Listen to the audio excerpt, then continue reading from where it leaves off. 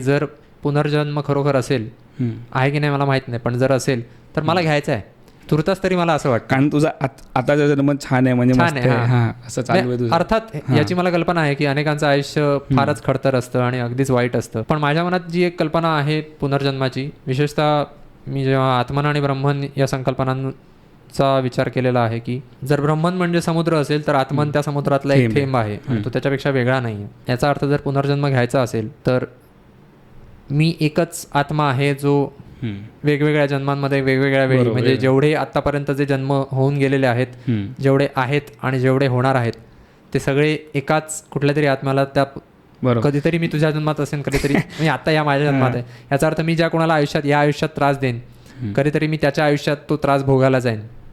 मला कधीतरी प्रश्न पडायचा की हा पुनर्जन्म होतो म्हणजे आत्मा टाईम ट्रॅव्हल वगैरे करू शकतो का, मग तो पुढेच जन्माला येत राहतो फ्युचरमध्ये, की तो असा भूतकाळात जाऊन पण कोणाचा जन्म वगैरे घेतो, कोण असतो आपल्याला माहिती नाही ना. कारण जर वेळ हे परिमाण असेल तर कुठे जातोय पुढे मागे जन्म घ्यायला आपण, ते माहिती नाही.